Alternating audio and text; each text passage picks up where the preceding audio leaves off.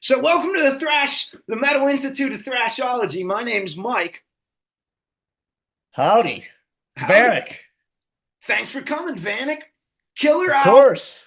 I love Four. I think it's a huge step up. I listened to your whole discography twice today, and I think it's a huge step up from three. Not that it was a pushover, but you have to be super excited about how it turned out. Thank you. I really, yeah, I mean, I really appreciate it. Like, it's weird because it's hard for me to get a normal perspective on it because it was done so differently. And the other ones, like the third one, I was really, really happy with. I love the production, how it came out, the performances, the songs. This one was tough because I wrote it on the road with Midnight. So actually recorded it as well while we were touring. So it was really, I didn't get I have a studio, so the other albums are always done there. And this one, nothing was done in the studio. So it was a little tricky. So I kind of had to engineer the sounds and tones, the drum tones, in a way in which in between tours, I could quickly get things together and make it an album, So it was a little bit more tricky, but it worked out, I guess. Yeah. Now, as far as the mix, did you mix it? Because I know you do like Spider 666 and Yeah, I mixed everything. I did everything on that one from aside from the mastering. The mastering because I mixed it on the road, it's tough to get the perspective right with everybody listening on different systems. But I had my partner at the studio, he mastered it, Noah Buchanan, and the bass was done by Ed Stevens. So the rest I did all the drums just because it sucked because I didn't really have time to book with the other guy and he had some stuff going on, Steve. Um, so I just ended up doing it myself. And I really wanted to capture the moment. That was so important for me on this one. Like just the stuff I was going through and things like that. And I didn't want to wait and finish it later, because it doesn't have the same feeling. I feel like the vibe of this one, it captured that point in time. So yeah. I liked it's funny, I thought you were doing the bass too. I thought you did all of the instruments, but the bass, it's really nice in the mix that I could hear the bass lines and the bass was really yeah. thick. And I usually don't like bass, but it just worked really well on four. I thought the mix was awesome because I could Oh hear wow. the vocals, I could hear the guitar, great tone on the guitar, but then I could hear the rumble of the bass just thick as hell in the mix. It really came through well. Yeah, I'm a big fan of the Lemmy bass sound. Like I know a Oh, lot of people like bass where it just has the low tones and stuff. I'll add that in there, but I want to hear it. I want to hear it like now I'm a one man guitar player band. There's not two guitars typically live, so it gives the bass more room to do other stuff. So I feel like I wanted to hear the bass just like I would a guitar in a different kind of way. So that's, I guess, probably the reason for that. Ed Stevens is incredible, man. He's played with so many people and he's a local guy and he always is up for it and I can't be more thankful. So yeah.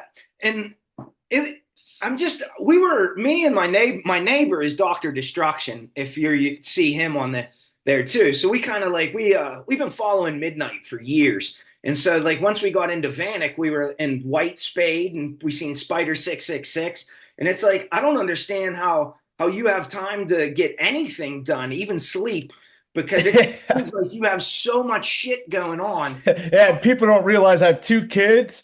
I have a million other things that go on at home. I'm in the middle of I'm adding on to my house. So, and I do all the, interior, I'm doing everything from the, drywall to Yeah. the cabinetry and all the woodworking. So, yeah, I know, man. Yeah, Yeah, it's, I'm a formal commercial carpenter, so I have to do the same shit. Like I fix everything here. I do this as a hobby, I guess. I'm not getting paid. But then yeah. like I work full time, have kids. So I just imagine having like and it's not like Midnight's like a band that plays one show every like 2 weeks. You guys are in like the farthest room. I think you guys have played like every country known to man. And it's impressive how much quality shit you guys put out for as busy as you are.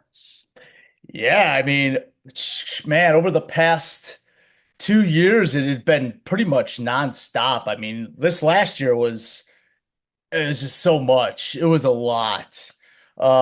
And Yeah, it's weird because with Midnight, I was in a little of the background, you know. Actually, I'm not in the band anymore. I didn't, there's no statement, officially, but that you could say it here. It's all good. But yeah, I'm not, it's just too tough. I can't, it's a one man thing, you know. It's like playing live, been doing it with those guys for 12 years now. So, and it's been amazing, but it's just time where it's like I haven't had time to really focus on my other stuff like Vanik or any. I also do production music writing for TV and film, Oh like stuff wow. like that. So, yeah, to add that on top of the bill. But yeah, so it's been rough. But yeah, this year it's awesome. You know, the shows have been great, but it just kind of came to just a little bit too much. So between you and Athenor, it's still cool and everything. You just the Yeah. time constraint kind of thing. Yeah. No, I mean, I understood my place is when I, you know, started playing with Midnight. And, you know, as the years progressed, it was always the same kind of role. And, you know, it just gets to a point where you're like, well, you know, we're gone most of the year. And it's like, and I'm sacrificing my own things, in my stuff's quality for just so I'm on the road with Midnight. And it just got really tough. And yeah, personally, it's everything's cool. I don't have any, you know, Yeah, yeah, problems. I yeah. mean, I think, and that's the problem. Like, I didn't want to like hold anybody back. It's like, hey, I can't do this tour, find a fill in. And I think that's so cheesy. Like, you know, so it's like just, you know, do it, keep going. Don't stop for me. You know, I don't want to be that guy, Yeah, you yeah. know. And I think I saw one of your openers. I'm a huge fucking fan of them too, but Spirit Adrift. And I Oh know yeah, yeah. it was kind of like the same thing for Nate when he was with Gatecreeper, and they were kind of like, hey, it's getting too much for both. But now we have Yeah. two kick-ass bands in Gatecreeper and Yeah. Spirit Adrift. So hopefully we'll have two fucking Well, powerhouses yeah. in Cleveland. Yeah, for sure. And you know, who knows what'll be in the future, but like, well, that's the thing. It's like, I mean, I have 6 albums with the Vanik stuff already, but no tours, no nothing. And there's so much more music I have just sitting that I'd like to kind of dig into myself to finish up. Because I would personally like to do 2 to 3 records a year to release it, you know, with more energy put toward it. So yeah, I mean, you'll definitely get two of this those projects going on. So I'm all about growth and like I'm a greedy American. Like if I can get fucking more metal and more kick-ass metal, fucking give it to me. hell yeah. That's Yeah. what I try to tell people. People are always like, man, what's up with these new bands? You know, it's like there's so many great new bands out there that it's like I love Motorhead, so I love the bands that sound like Motorhead. I'm okay with that. I don't care if they have to be different. It's like I want to hear Motorhead. Right. Motorhead ain't around anymore, so let's give it up to these other guys, you know? Yeah. And it's awesome. So with Vanik, your influences are clearly horror based. Like, I mean, that's a lot of your writing. Like, how did you get into so much horror? Like, was it film or books or TV Uh, as a kid? yeah, it was actually I have to give credit to a neighbor of mine, Eric Andexler, and his brother Joel, who they had a haunted house or haunted yard rather. This is basically we lived in a cul-de-sac area, so every Halloween that we would do this thing for charity where we would just decorate 2 or 3 yards and people would walk through it. And it was always, I was always around that, even as like a young kid. So it kind of sparked my interest. And then on top of that, my grandma was in a horror movies. So Oh, that's I just, awesome. I fell into it, I guess. I Yeah. still love it, you know. What movie was she in? No, she was into it. Like Oh, meaning, into yeah, it. I yeah, yeah, thought she yeah. was like in the movie. I was like, Oh, that's yeah, that'd be great. my kids, both my kids do like professional acting. So like Oh, I'm kind of cool. like leaning towards they seem to be like getting into more horror based stuff. So like it's kind of cool to see it happening. I never Yeah. my wife hates horror films and I don't know. It sucks. I don't know Well, what it's the same way. I mean, my wife didn't really grow up with that as the background as well. You know, horror movies. I mean, she digs it. She'll get into it with me, but it's yeah, it's not like us where we're like, yeah, I got to watch the most dumb knockdown B movie possible, but it's all good for Now me. you, now that you say that, the B movie part, I used to work with this fucking guy. He was like, he did movies as a hobby, and he produced some like B or C rate film that I was in. I should look it up and see if it ever like Oh, fucking cool. got released or something. If I figure it out, I'll send it to you. Yeah, no, totally. I love that. Yeah. Yeah.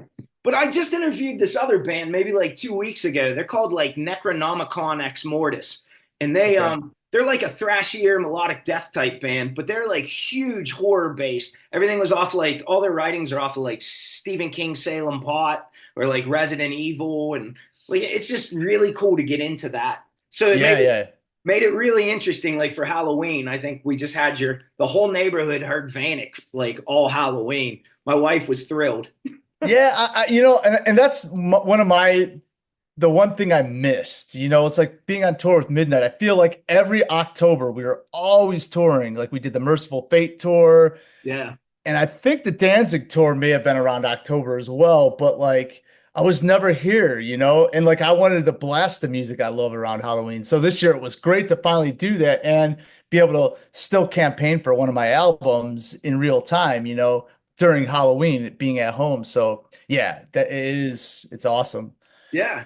So the first time I saw Midnight was we drove from Pittsburgh to DC and we saw you guys open for Merciful Fate, and that was the first time I was in. Well, I've been listening to you guys for years, but I don't know if I missed you in Pittsburgh or whatever. But like that was fucking mind blowing. Like you had two powerhouses like Creator and Merciful Fate on the stage, and you guys almost blew them off the stage. Like the whole way home, we're talking about like Midnight and you're just as much a part of it because Athnar has to stay more rigid as the bass player, and you're fucking all over the place. We actually saw a video of you crowd surfing while playing guitar. How the fuck do you keep shit in tune? Dude, it's not. I like a violin player. When I play guitar, I'm not a fan of like, oh, check out this new thing. It helps me play. It's a lot easier. I make it as difficult as possible. So when I press down with my hand, I a lot of times have to adjust for the tuning. So if I'm playing two notes, I gotta maybe push this one down a little more or whatever to get it. So it's not there's not so much oscillation happening. You might think I'm crazy, but I don't know. It's just one of those things. And now with the handmade guitars I have, I've learned them so well to the point where it's like when I'm playing, I kind of can adjust to it based on what I'm doing and where I'm at. I mean, I don't know, man. It's second nature. Half the time I'm like, what the hell did I just do? You know what I mean? After the show. Yeah. So, Like we yeah. were watching and I was like, what the fuck? And then like when we saw you guys in DC, you guys had that like stripper and we were just like after the set, I think like the whole crowd, you guys probably didn't see us, but everybody was just like, whoa, just like shell shocked. And then like the whole way back to Pittsburgh, like we just saw Merciful Fate. That's like a bucket list band for me. Yeah. And so Yeah. like the whole ride home, we're like, that fucking Midnight crushed it, you know? And you're just as much part of it as Athenar, even though like you understand your role. So man, Yeah. and we saw you open up for Spirit Adrift, and it was the same shit. You guys are all over the place. But we really love your tone. Dr. Destruction wants to know like how you modded your Marshall head. I'm not a gear dude like him. I'm just pretty new to guitar. I've only been playing like 2 years. It's take things away. That's my approach. Um, uh, in a world of all this stuff, like I love technology. Actually, I embrace all the new stuff and I like the the amp sims and the profiles and Kempers and things I think are great for studio. Um, but for a rock and roll show, rock and roll, we're talking about rock and roll, going to a concert. It's got to be stripped down. It's got to be loud. I hate it. I hate it when I hear these sound guys yelling at me, so turn it down. I'm like, I mean, come on, Angus Young. Yeah, like he Yeah. would like AC/DC would sound as powerful on half the volume. It just would not translate. I just think it just has to be that way. So to answer your question, I mean, my tone's very stripped down. It's just a Marshall or whatever amp really on the green channel, so it just cranked. So I Yeah. try to get all the gain and distortion from the master volume. I turn it up and then you get that breakup, and then I'll throw like a boost in front of it. Just I mean, it's nothing too crazy. It's pretty basic, and that's it. That's Yeah. just the tone. And tone, just how you play and how you touch the notes has a big factor on it, of course. But it's a really dynamic way of playing. And unfortunately, all of the little like nuances you hear. So sometimes you can hear, whoops. Everything is there. There's nothing to be hidden. I don't put so much gain to where I can hide all these mistakes. I mean, it's all there. And that's the ticket. If you could get your mind past that point and be able to play without caring if you could hear mistakes, then that's my sound. So it's very I don't know what you want to say, revealing, I guess. Yeah. I think of all the shows I've been to in my life, I think you probably, I don't think you even have a pedal board, do you? Well, yeah, I use well, I mean, I'm always switching overdrives, but I've always would use a tube screamer. Then I switched to these Horizon actually, do I have one yeah, here we go. I do have one down here. A precision drive. This one I've been using this. You can't really see it. It's being blurred out. Oh, I But got it's it. a precision drive. And that pedal sounds so great with the Marshall Jubilee. And I just ran only that pedal. So for midnight, only thing I'm using is that. And I have a tuner pedal and a wah. That's it. Yeah. Nothing else. Just pure volume. And pickups on my guitar are just DiMarzio super distortions, what Ace Frehley would use or whatever. So, Yeah. Yeah. Great sound, dude. Don't change shit, you know? oh, thanks. Yeah, I like it. I mean, to me, it's like what can I do with a simple sound? How can I make it abrasive? How can I make people move? And that's what I'm more after. I'm not more after like, wow, look at all those string skipping and arpeggios and stuff. I want to make people move. I want them to see and feel at the same time. I want them to like, I don't know, because I am. You know what I mean? It's like this energy. I want it to connect somehow. So yeah. So what led you to like the black rock and roll sound? Because when I hear like when I listen to I grew up as like a punk. And then I got into like metal. Well, I was into metal early, got into punk, then metal later. But I hear like a hard punk sound in your like it's almost like the Dead Boys like on cocaine, just like way the fuck faster. And so like I So hear that. It's almost like you're the blend between punk and metal. Well, see, here's the thing. And that's great, a great way to put it. So the way I would describe it is take the punk attitude, like the punk like energy and like just it's punk shows are crazy, people jumping around, crowd surfing. Take that attitude and put it with the Judas Priest, a heavy metal band who's just got these riffs and that it just hold down the ground. So I like the attitude of punk and the riffs and the music of metal. So it's like that's kind of like where I like it. So Yeah, I guess that's kind of where it comes from. Motorhead was somewhere in there, it's just like they could be punk, but they're rock and roll, metal, something. And yeah, I think that's cool to have that vague little middle ground kind of thing because I'm not trying to just stay. It's got to be metal. If I have to not palm mute a riff, not downstroke and do, alternate picking, fine, whatever calls for the song, really. yeah. So So, what led you to all these bands? Like how did you get involved in so many projects?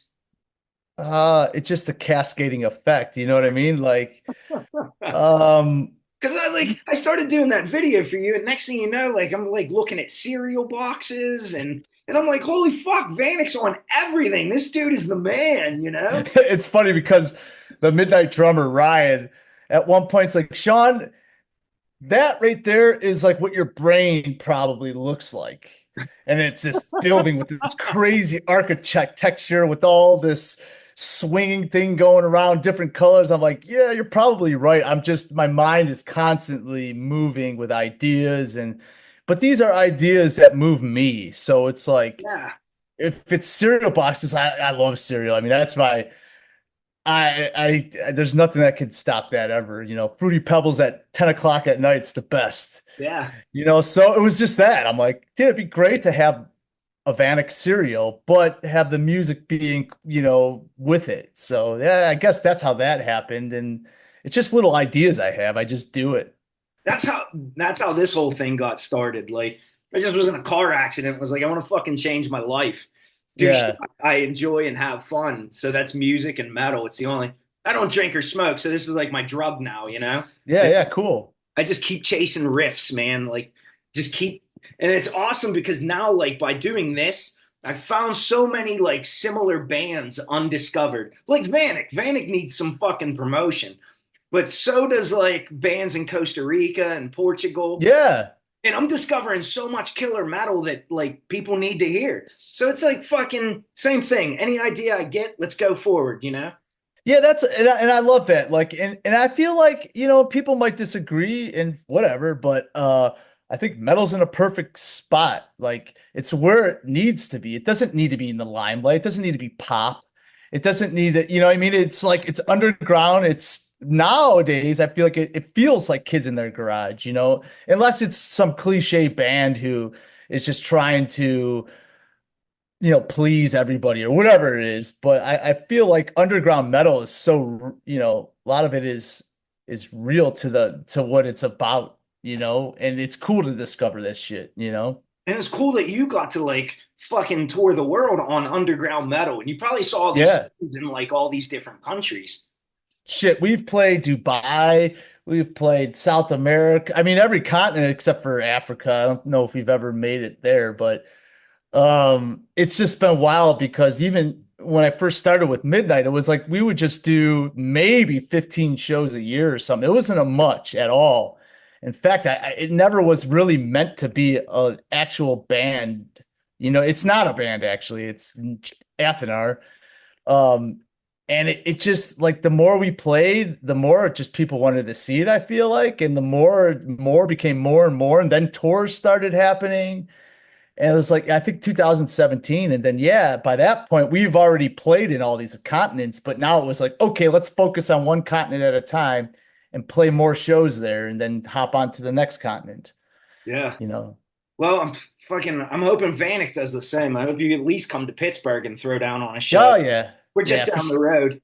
Yeah, yeah. No, it's not far at all. I mean, I would love to, I'm not going to make any promises right now, but I definitely want to.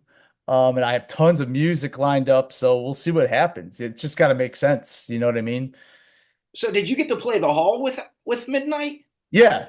That's That was awesome, dude. that was like technically this well the second last show. Yeah. Yeah. Like, did you ever think that fucking Midnight would be playing at the Rock and Roll Hall of Fame? Like, No. Not at all. And it was funny because they forbid um stage diving and moshing and all that, which I thought was silly. I mean, it's the Rock and Roll Hall of Fame. I mean, it's just all that stuff. You can label anything whatever you want, but if it doesn't feel like it, it's like, okay, well, I guess this is a music Hall of Fame or whatever. I mean, the show was great and people were really, really into it, but they were just, they didn't want people to get crazy. handcuffed. Yeah. We went to the dude who turned me on to Midnight. We were back in the Marines in like 2000. We were roommates in the Marines. So he turned me on to Midnight. We ended up going to the Rock and Roll Hall like 2004 maybe. And I remember like we argued with every staff member there, like, why the fuck isn't Maiden here? Why the fuck isn't Motorhead here? Yeah. I was like, this isn't a fucking rock and roll. There's fucking like nothing against David Bowie, but you need fucking Maiden too. I mean, Run DMC's in there. Is Jimi Hendrix in the Hip Hop Hall of Fame? You know what I Right, mean? It, right. it makes zero freaking sense. And I remember that we just lucked out the time we went. It was like U2 was the fucking, and I was like, dude, fuck U2. Like they suck. We need fucking Maiden in here. Like let's make it real rock. Yeah. But I think it's awesome that you got to play, especially like an Yeah. underground band. Yeah. Yeah. We were Yeah. And it hoping, was an awesome show, man. I mean, the show was just actually, I played twice that night. I also played with the Manimals as well. I mean, it was just a great show. It was sold out.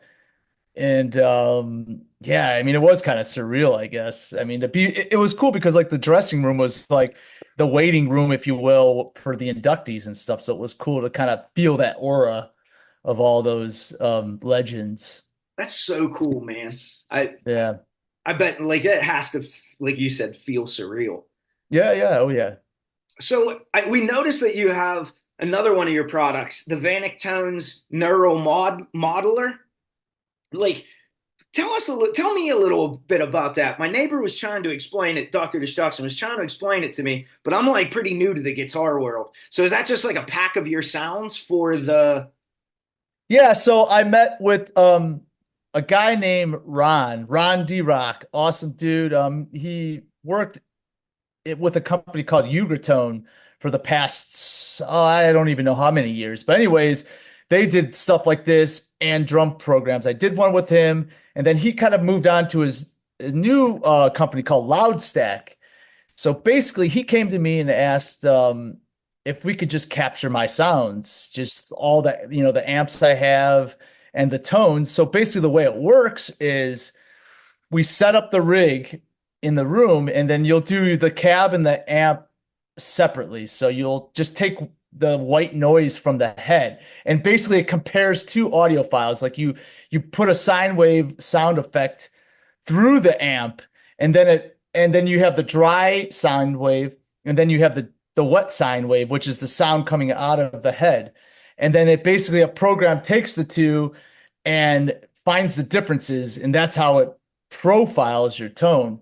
Okay. So we did that with all my heads. So basically, that being said, that's the sound of Vanik 4 was I basically before I went on the road, this we did the loud stack thing and I captured all my tones. So I had them on my computer while I was touring. So I would just plug straight into my DAW slash computer, and there's my amp. I could Yeah. play it instantly. So that's how it works. It's basically a non-physical representation of the sound. And it sounds, I like it. I think it sounds good. I mean, you Yeah. know, if you compare the two neck and neck, you might find some differences. But if you don't have that, going on at the same time always, you'll never notice. Yeah, but it's not like Vanik is Malmsteen either, you know? It's not like you're looking at these individual notes. Like it's just crunch is crunch, you know, for the most part, for the average. Right, right. Well, rock music is very distorted. I mean, it's gainy, it's loud, it breaks up. So the distortion and all that works. I mean, the technology has gotten so much better over the years. I mean, if you were to ask me to do something like this 10 years, 5 years ago, even, well, maybe let's say 7 years ago, I would have said no because the technology wasn't quite there yet. But now it's gotten so precise and you can get these sounds to be really, really good. And if it sounds good, I'm in. I Yeah. don't really care about any of the, oh man, that's not the real thing. Well, yeah, it's the fucking real thing because I'm playing the notes. Yeah. It Yeah. doesn't matter. It's a tool. It's not making me play better or worse. It's just me playing on this particular um format. But Now, now do you think like maybe I was just thinking about you said you recorded most of four on the road. Do you think that that's why that maybe the sound to me sounds it sounds like four is much more faster and it's much more heavier, if you will. And do you think that that maybe? So I'm trying to figure it all out. So did you use the neural DSP or the neural modeler to record? So then, plus the being on the road with the live shows and adrenaline and everything, do you think that that's why that's such a fucking solid album? well, it again, the way I like to describe it is environment. The Yeah. environment is going to 100% affect the way you feel, the way you play, everything. You know what I mean? It could smell, it could be cold, it could there's the people in the room, there's a lot of factors and Yeah. like being on the road and cutting the tracks and writing them at the same time essentially it I think just I don't know, maybe that's part of how it sounded the way it did. You know what I mean? It's like again, if I were to listen to that album and then go back to the other ones, it's completely different to me. And as far as the speed goes, I just miss playing that way. Yeah. I'm so used to playing, all these. I mean, Midnight's fast. There's faster songs, but they're relatively simple for me. Um, And not saying that things have to be very difficult. They don't. It has to make sense. And I Sure. like to stay true to the sound. But, for me, it was like, man, I got to really start like get my chops kind of back to where I practice all the time. I love playing guitar. So it was like, I felt like at some point I got lazy. I don't want to be lazy anymore. I don't want to be like, oh, here's the same lick over and rehashed. I mean, it is what it is, but I still like to dig in a little bit deeper and try to figure new stuff out or at least push myself further. Sure. So So yeah. what can we expect from Vanik in 25? I mean, there's music everywhere. I mean, I've got it's hard to say because I can tell you something right now, but a week later it could be completely different. When Sure. ideas come in my head, I just go with it. I run with it and then I finish it. I don't like to sit on ideas. That was always a problem for me, especially with vinyl, because vinyl takes a long time to press. And if I have to wait 6, 7 months, I'm already on to the next one. And it's just backwards, or it's like I'm always thinking ahead. And I don't know. It just was hard to deal with. So it should be a little easier now, spending more time with it. Yeah. And it has to be better for you too, hanging out with the family more too, you know? Yeah, yeah. Yeah. Better Oh, yeah. headspace. Yeah, way better Yeah, for headspace. sure. Yeah, Yeah. no, I mean it's tough. I mean, again, think of it this way. It's like touring's being on stage is incredible. I mean, I love that, but you have to realize that's only 45 minutes to an hour out of the day. The rest of the day is sitting around waiting and missing flights, missing luggage, cars, vehicles breaking down, losing gear, which I've lost guitars. Um, and BS, lot of headache, tons of headache. Yeah. Um, so it was really hard for me to fathom and put my finger around being away for something I'm not as close to and missing that much time away from my family. It would be different if it was a different situation, but for this particular situation, it just didn't make sense to me anymore. Yeah, maybe it would be a little easier if it was your own project, not. Right. Totally. Yeah, Yeah. completely understandable. Well, hey, Yeah. I hate to cut it short. We're running out of time, but I want to thank you for taking time out of, I know you just sit around and do nothing all day, but Totally. thank you for taking the time. I really Yeah, appreciate. no problem. Yeah, man, thank you. I really appreciate, it was cool to see, giving a shout out to the albums, and I'm very thankful of that. So thanks for having me, man.